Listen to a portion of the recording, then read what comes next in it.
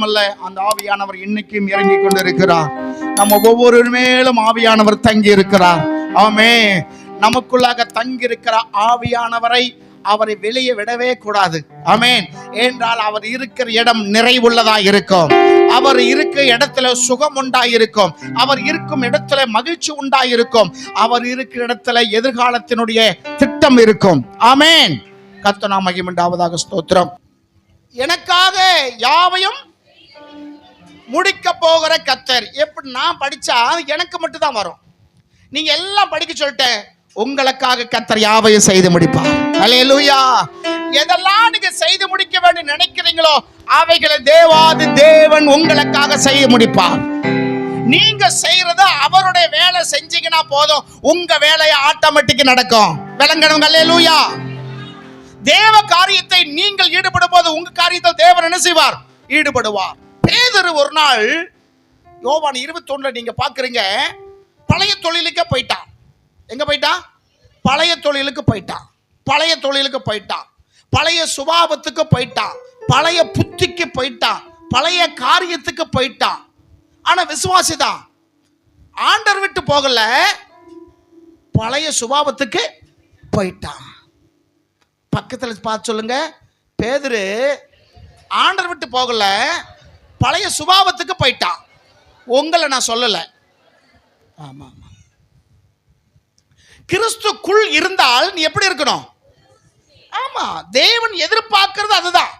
நீ ஆராதனைக்கு வந்த பிறகு உன் வாழ்க்கையில மாற்றம் இருக்கிறத சுத்தி உள்ள கண்கள் காண வேண்டும். அல்லேலூயா. தெய்வம் உன்னை உயர்த்துவதை சுத்தி இருக்கிறவங்க பார்க்கணும். அப்ப உனக்காக இல்லாட்டாலும் மற்றவர்களுக்காக உன்னை கர்த்தர் உயர்த்துகிறார், உன்னை ஆசீர்வதிக்கிறார். பேதுரு ராத்திரி முழுவதும் பிரயாசப்பட்டு மீன் பிடிக்கிறான், ஒரு மீன் கூட இல்லை. அப்ப கரையில யாரோ ஒருவர் சொல்றார், ஏசுன்னு இவங்களுக்கு தெரியாது, பார்த்துக்கிடுங்க. தெரியுமா? ஏசுன்னு தெரியாது. அங்க இருந்து சொல்றாரு, உன் வலைய வலது பக்கத்துல போடுங்கன்னு. குழப்பத்தில் இருக்கிறவங்களுக்கு அந்த நேரத்தில் யார் என்ன சொன்னாலும் சரின்னு சொல்லிடுவாங்க. அப்படித்தானே?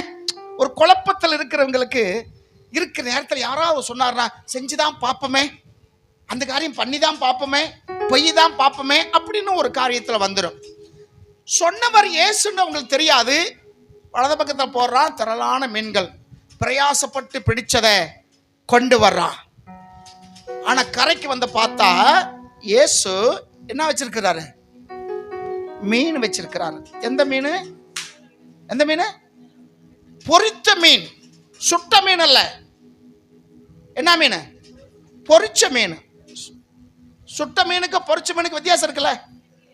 சுட்ட மீனுன்னா சுடுறது, பொரிச்சதுன்னா எண்ணெயில் போட்டு எடுக்கிறது. இவருக்கு எங்க எண்ணெய் கிடைச்சிச்சு? பொரிச்ச மீன். நாம நினைக்கிறோம் கடல்ல இருந்துதான் மீன் வரும்னு நினைக்கிறோம். ஆனா ஆண்டவருக்கு தரையிலிருந்தும் மீன் கிடைக்கும். ஹல்லேலூயா. பேதுருக்கு கடல் இருந்து தான் மீன் கிடைச்சது, ஆண்டவருக்கு தரையிலிருந்து மீன் கிடைச்சது. அது எப்படிப்பட்ட மீன்? பொரிச்ச மீன். நீ எதிர்பார்க்கிற இடத்திலிருந்து நன்மை வராது, நீ எதிர்பார்க்காத இடத்திலிருந்து கர்த்தர் நன்மை உண்டாக்க அவரால் முடியும். உனக்காக யாவையும் செய்து முடிப்பார். உனக்காக என்ன செய்வார்? யாவையும். இந்த வகையில தான் எனக்கு வரும்னு எதிர்பார்ப்பீங்க, ஆண்டவர் வேறொரு வகையில உனக்கு நன்மை செய்வார். ஆமென். யோவான் சுவிசேஷத்தில் நமக்கு தெரியும், ஒரு மனுஷன் 38 வருஷமா என்ன செய்யறான்? படுத்து கிடக்கான். அவனுக்கு திமிர்வாதம் மட்டுமல்ல, பக்கா பிடிவாதம். ஒரே இடத்துல படுத்திருந்தான்னா எவ்வளவு பிடிவாதக்காரனா இருப்பான். 38 வருஷமாய் அவன் நம்பி இருந்ததெல்லாம் குளம் குளம் குளம். என்ன குளம்? அந்த குளத்து பேர் என்ன? பெதஸ்தா குளம். குளத்தையே நம்பி இருந்தான். குளத்துல இறங்கினா சுகமாவேன், குளத்துல இறங்க சுகமாவேன், குளத்துல இறங்க சுகமாவேன் சொல்லி எத்தனை வருஷமா படுத்து கிடக்கான்? எத்தனை வருஷமா கிடக்கான்? 38 வருஷமா கிடக்கான். இன்னொரு நம்பிக்கை, தேவதூதன் வருவான், தேவதூதன் கலக்குவான். தேவதூதன் வருவான். இன்னைக்கு ரொம்ப பேர் அப்படி நினைக்கிற, தேவதூதன் வந்து என்னை காப்பாற்றுவார்கள். தேவதூதன் வருவான் வருவான் வருவான் வருவான் காத்திருந்தான். தேவதூதன் வரல. இவன் எதிர்பார்த்த இடத்திலிருந்து நன்மை எதிர்பார்த்தால் அது இல்ல, ஆண்டவர் போய் படுக்கை எடுத்துக்கொண்டு நர்றான்னு சொல்லிட்டார். ஹல்லேலூயா. நீ எதிர்பார்த்த இடத்துல இருந்து இல்லம்மா, நீ எதிர்பார்க்காத இடத்துல இருந்து கர்த்தர் நன்மை செய்ய முடியும். ஆமென். இப்ப அந்த சங்கீதக்காரன் தாவீது சொல்றான், எனக்காக கர்த்தர் யாவையும் செய்து முடிப்பார். ரொம்ப சந்தோஷமா இருக்குல்ல? இந்த வருஷத்துல நமக்காக கர்த்தர் யாவையும் செய்து முடிக்க போகிறார். இது சந்தோஷம்தான். ஆனா எப்படி இருந்தால் உனக்காக காரியம் செய்வார் ஆண்டவர்? ஆண்டவருக்காக நீ செய்த காரியம் என்ன? ஆண்டவருக்காக உன்னுடைய பணி என்ன? நீ என்ன செய்தாய்? ஏன் உனக்கு செய்யணும்? ஏன் உனக்கு செய்யணும்? நீ துதிக்கிறது இல்ல, ஜெபிக்கிறது இல்ல, கடவுளுக்கு நமக்கு சம்பந்தம் இல்லாம இருக்கணும். கடவுளே செய்வாரா? செய்ய மாட்டார்ல. பிள்ளைகள் அப்பத்தை எடுத்து எங்க போடக்கூடாதா? நாய்க்குட்டிக்கு போடக்கூடாதுன்னு சொன்னார்ல. நான் ஏன் செய்யணும்? நான் ஏன் உனக்கு உதவி செய்யணும்? இன்னொரு வசனம் வாசிங்க. 41:11. அதே சங்கீதம் 41:11. ஏன் உனக்கு செய்யணும்னு ஆண்டவர் சொல்றார் பாருங்களேன். கவனிச்சுக்கிடுங்க. சங்கீதம் 57:2 பார்த்தோம், கர்த்தர் எனக்காக யாவையும் செய்து முடிப்பாரா?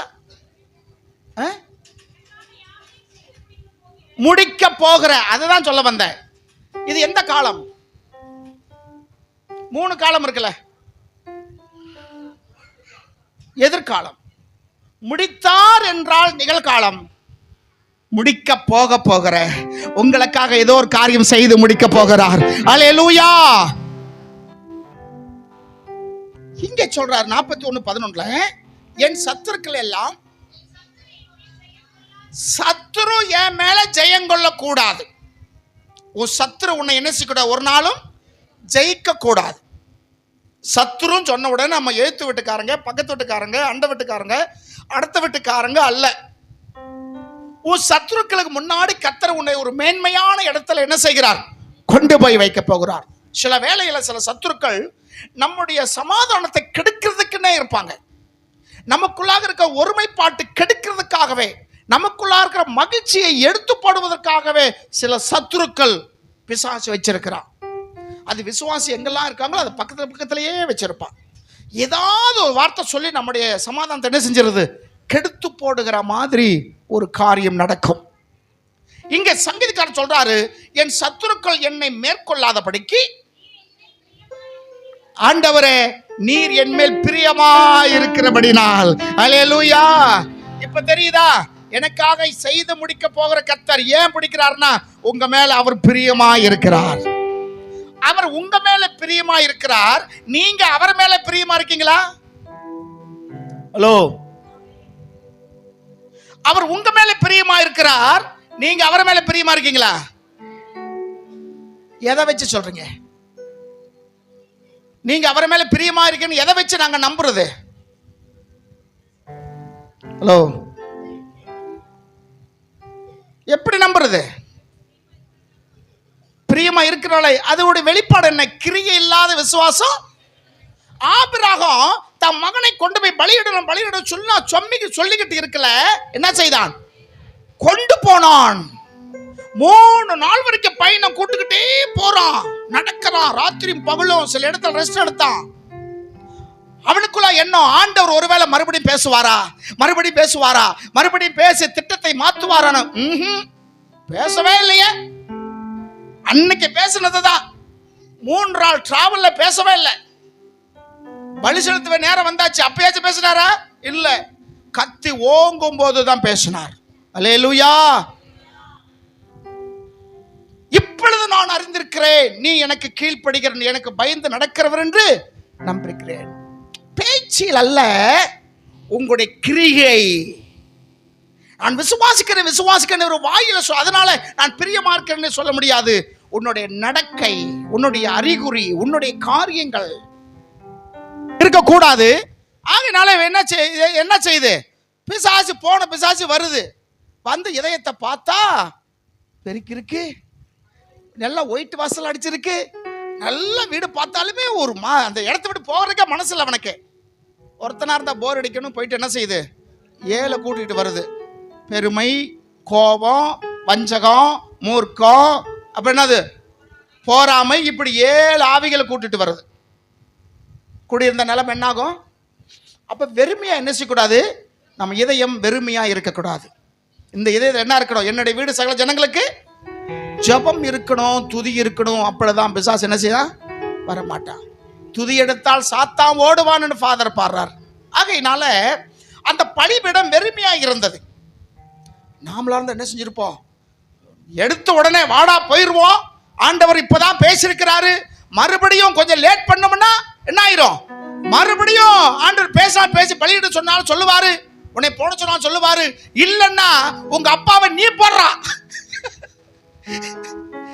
என்ன 14 வயசு அப்பாவ, எத்தனை வயசு, 14 வயசு. அப்ப உன்னை கொலை செய்யும்படி எனக்கு சொன்னார், இப்ப மனம் மாறி உன்கிட்ட கத்து கொடுத்து என்னை போட சொல்லிட்டாருனா பிரச்சனை, வாடா இறங்கி போலாம் சொல்லி ஓடி போகல. வெறுமையா இருக்கிற அந்த பலிபீடத்தை பார்த்தான். இதுவரைக்கும் ஆபிரகாம் அந்த வெறுமையான பலிபீடத்தை பார்த்ததே இல்லை. என்ன செஞ்சதில்ல, பார்த்ததே இல்லை. உடனே கண்களை ஏறெடுத்து பார்க்கும்போது ஒரு கெடா சிக்கி கிடக்கு. அல்லேலூயா. அதை கொண்டு வந்து அந்த இடத்துல பலி செலுத்தினான். ஆமா இல்லைங்களா? இன்னைக்கு இந்த இடம் பலிபீடம், இந்த இடம் பலிபீடம். இங்க தூபம் வந்து கொண்டே இருக்கிறது. இந்த இடம் வெறுமையா இருக்கக்கூடாது, இந்த இடம் வெறுமையா இருக்கக்கூடாது. எத்தனை சேர் வெறுமையா கிடக்கு பாருங்க. ஏன் தெரியல, எல்லாம் வெளியே போயிட்டாங்க. கர்த்தரால் ஆசீர்வதிக்கப்பட்டவரே உள்ளே வாரும், ஏன் வெளியே நிப்பானே அப்படின்னு ஆண்டவர் கேட்கிறார். ஒருவேளை உள்ள இடம் இல்லைன்னா வெளியே உட்காரலாம். என்ன செய்யணும்? ஆபிரகாம் பார்த்தான், வெறுமையா இருந்துச்சு. அந்த பலிபீடம் வெறுமையா இருந்தது. ஆலயம் வெறுமையா என்ன செய்யக்கூடாது, இருக்கக்கூடாது. ஆலயம் வெறுமையா இருக்கக்கூடாது. அப்பா அவங்களும் வரல, இவங்க நம்ம சௌரியமா உட்காரலாம்,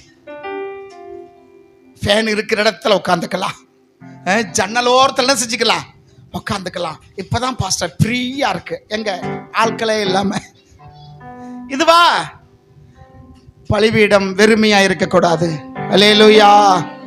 சரி, அப்ப என் சத்துருக்கள் என்னை மேற்கொள்ளாதபடிக்கு என் மேல் நீர் பிரியமா இருக்கிறபடினால்,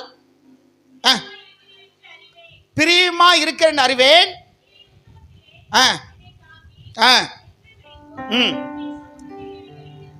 அப்ப என் சத்துருக்கள் என்னை மேற்கொள்ளாமல் ஜெயமெடுக்காமல் இருக்கிறன்னா எனக்கு நீங்க என்ன செய்ய, மேல எப்படி இருக்கிறீங்க, பிரியமா இருக்கிறீங்க. பிரியமாய் ஆண்டவர் யார் மேல் இருக்காரோ அவங்களுக்காக கர்த்தர் யாவையும் செய்து முடிப்பார், யாவையும் செய்து முடிப்பார். இன்னொரு சங்கீதம் 138 நினைக்கிறேன், அங்க இருக்கு, எனக்காக யாவையும் செய்து முடித்தார் இருக்கும். வாசிங்க பாப்போம். 138 நினைக்கிறேன், சங்கீதம் 138ல அந்த வசனத்தை பாருங்க. கர்த்தர் எனக்கு ஏமா முடிப்பார். ஒரு விசுவாச வார்த்தை. எனக்கு செய்யாம அப்பா யாருக்கு ஏன் செய்ய போறாரு? ஆமென். எனக்காக என் அப்பா ஒரு நன்மை செய்யாம யாருக்கு செய்வாரு? என் குடும்பத்துக்கு என் அப்பா நன்மை செய்யாமல் வேறொருக்கு செய்ய முடியுமா? நான் இரவும் பகலும் அவரையே நம்பி இருக்கிறேன். அவர் எனக்கு செய்யாமல் வேறு யாருக்கு செய்ய போகிறார்? விசுவாசம் இருக்கா? எனக்காக யாவையும் செய்து முடிக்கிறார், உங்களுக்காக யாவையும் செய்து முடித்திருக்கிறார். இன்னும் எதிர்வரக்கூடிய நாட்களில் உங்களுக்காக என்னென்ன செய்ய முடிக்கணுமோ அவைகள் எல்லாவற்றையும் செய்து முடிக்கிற கர்த்தர். அல்லேலூயா. கர்த்தர் நல்லவர். இப்படி ஒரு மனுஷன வாழ்க்கையில ஒரு வெற்றி கொடுத்தார். சரிங்களா? இப்ப பொதுவாய் பார்த்தோம், ஒரு நபரை நம்ம எடுத்துக்கொள்வோம். அவர் வாழ்க்கையில ஒரு வெற்றி வந்தது. அவருக்கு மாத்திரமல்ல, அவர் நிமித்தம் ஒரு முழு தேசத்துக்கே வெற்றி வந்ததை நம்ம பார்க்க போகிறோம். அல்லேலூயா. எல்லாம் எடுத்துக்கொள்ளுங்க.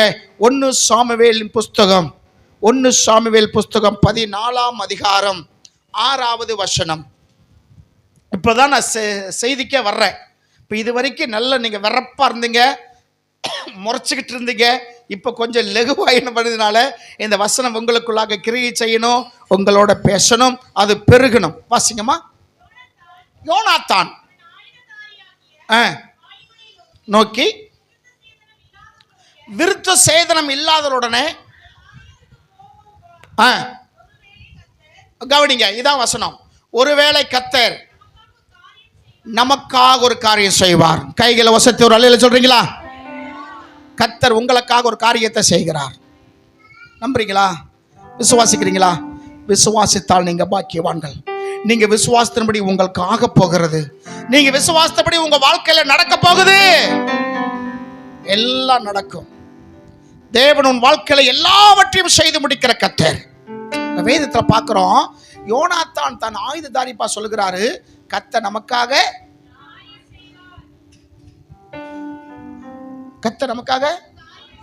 ஒரு காரியம் செய்வார். தாவீது சொன்னா, எனக்காக யாவையும் செய்வார். இங்க யோனாத்தான் சொல்றான், கர்த்தர் நமக்கு ஒரு காரியத்தை செய்வார். ஒரு காரியத்தை நீங்க நம்பி இருக்கிறீங்க, அந்த நம்ம காரியம் கர்த்தர் நடக்க போகிறார். அல்லேலூயா. ஒரு காரியம் நம்பி இருக்கிறீங்க. ஒரு மனிதனை நம்பி இருக்கலாம், ஒரு பொருளாதாரத்தை நம்பி இருக்கலாம், ஏன் ஒரு குழுவை கூட நம்பி இருக்கலாம். கர்த்தர் உங்களுக்கு ஒரு காரியத்தை செய்ய போகிறார் சொல்லிட்டு அடுத்து கவனிச்சுக்கிடுங்க.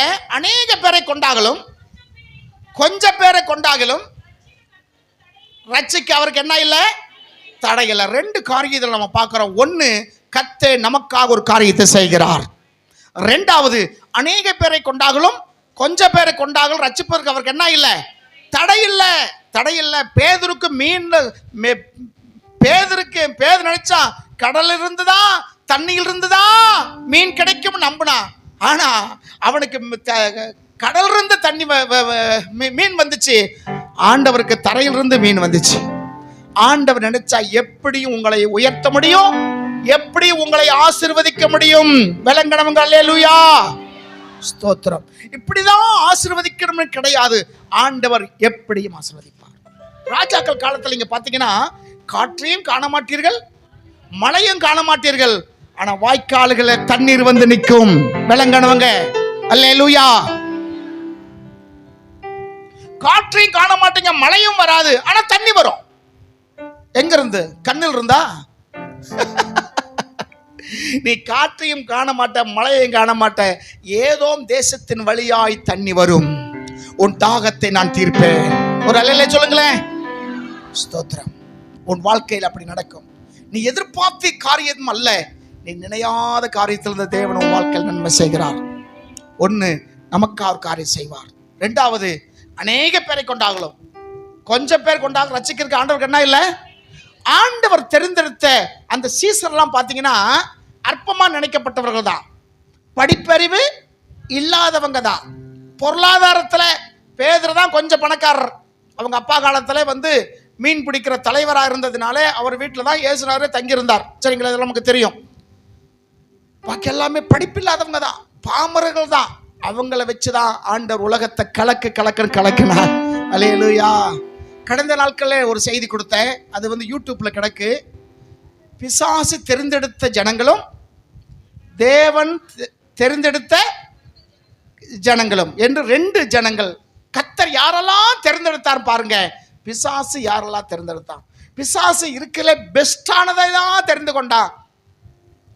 ஆண்டவர் அற்பமா இருந்தவர்களை கர்த்தர் செய்தார், தெரிந்து கொண்டார். இந்த பெஸ்டானவர்களை, இந்த ஒஸ்டியானவர்கள், இந்த தாழ்மையா இருந்தவர்களை ஆண்டவர் பெஸ்ட் ஆக்கினார். பெஸ்டாக தெரிந்தெடுத்த பிசாசு அவங்க ஒண்ணுமில்லாமல் போயிட்டாங்க. அல்லேலூயா. அப்ப ஆயுததாரி பார்த்து இந்த காரியம் சொல்லுகிறார்.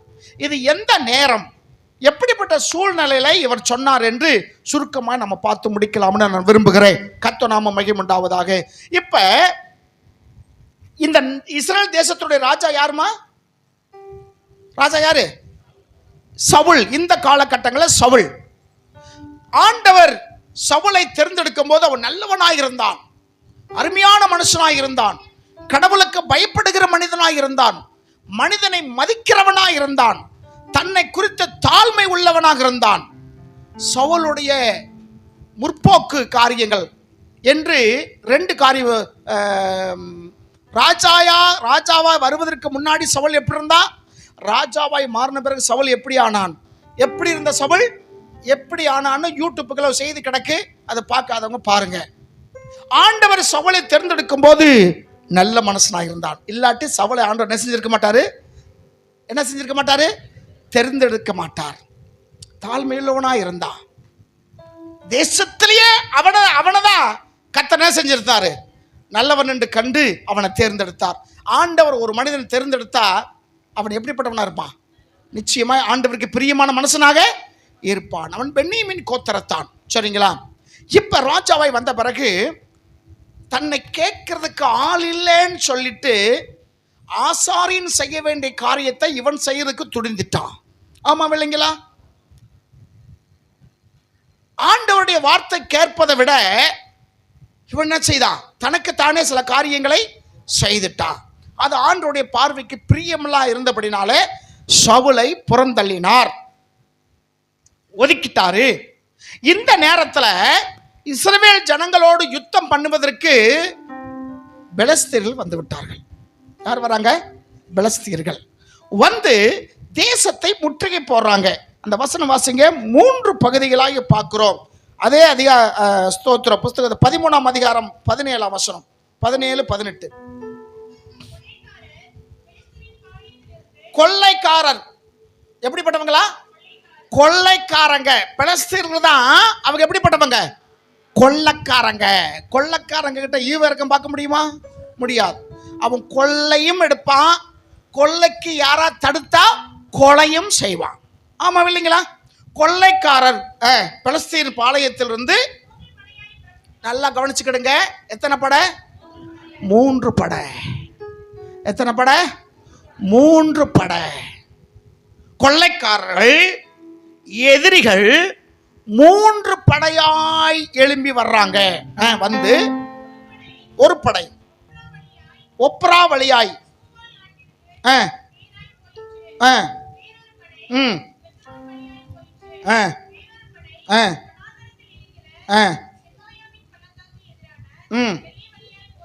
சரிங்களா?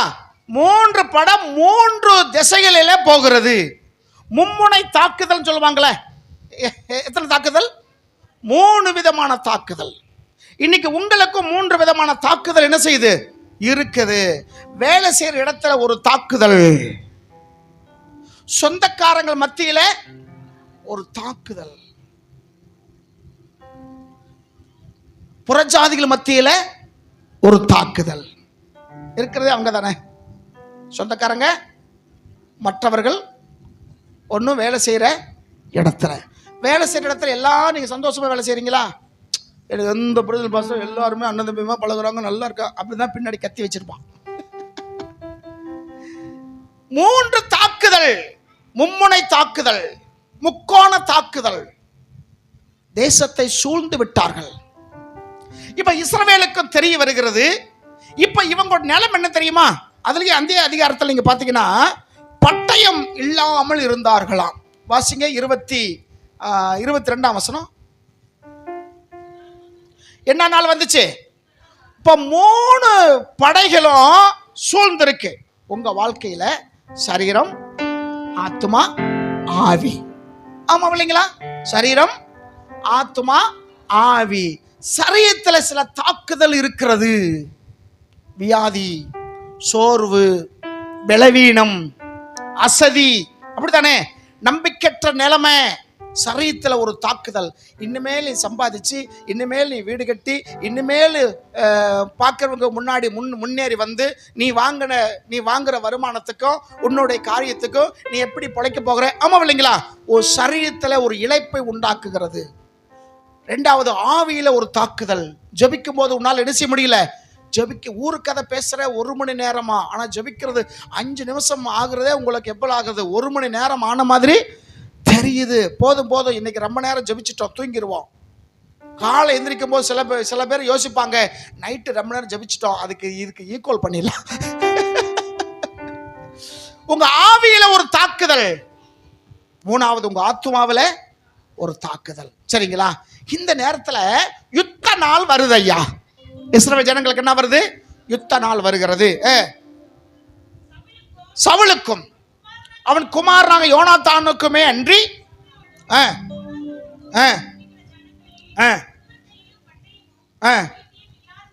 என்ன நிலைமை வர்றவங்க எல்லாம் கொள்ளைக்காரர்கள் வருகிறார்கள், எதிரிகள் வருகிறார்கள். எதிர்த்து யுத்தம் பண்ண வேண்டியவங்க கையில என்ன இல்ல, என்ன இருக்கணும், பட்டயம் இருக்கணும்ல. இங்க 2 பேருக்கு தான் இருக்கு. யாருக்கு? அப்பாவுக்கும் மகனுக்கும். இவன் கூட இருந்தது 600 பேர் என்று கணக்கு வருது. எத்தனை பேராமா? 600 பேர். இந்த 600 பேர் கையிலையும் ஒண்ணுமில்லை, 2 பேர் கையில தான் கத்தி வச்சிருக்கான். இவங்க சண்டைக்கு போனா ஜெயிப்பாங்களா?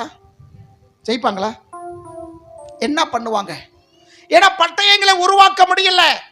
உருவாக்குகிற கருவிகள் எல்லாம் பெலிஸ்தீர்கள் வச்சிருக்கிறாங்க.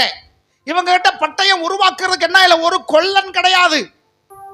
தன்னுடைய மம்பட்டிகளையும் தன்னுடைய ஆயுதங்களையும் தீட்டணும்னா, பதம் வைக்கணும்னா வெளியூர்களுக்கு தான் போகணும். அப்படி அவங்க பார்த்துக்கிட்டு இருந்தாங்க. இப்ப யுத்தம் வருகிற நாள் 600 பேர் கூட இருக்கிறாங்க. ஆனா யாருக்கிட்ட என்ன இல்லை, ஆயுதம் இல்லை. இந்த படைய என்ன சொல்ல, இந்த படைய என்ன சொல்ல? கத்தியோடு வந்தா சும்மா போக முடியுமா? போனா யாருக்கு ஆபத்து? மும்முனை தாக்குதல் நமக்கு வரும்போது நமக்கு என்ன இருக்கணும்? ஆவியின் பட்டயம் நம்ம கையில இருக்கணும். ஆவியின் பட்டயம் இருந்தாதான் நீங்கள் எதை மேற்கொள்ள வேண்டும் என்று நினைக்கிறீங்களோ அதை மேற்கொள்வீர்கள். அல்லேலூயா. இப்படி என்றால் உன் வாழ்க்கையில ஜெபம் இருக்கணும், வேதவாசி இருக்கணும், சகோதரன் சகோதரருக்குள்ள ஒரு ஐக்கியம் காணப்படணும்.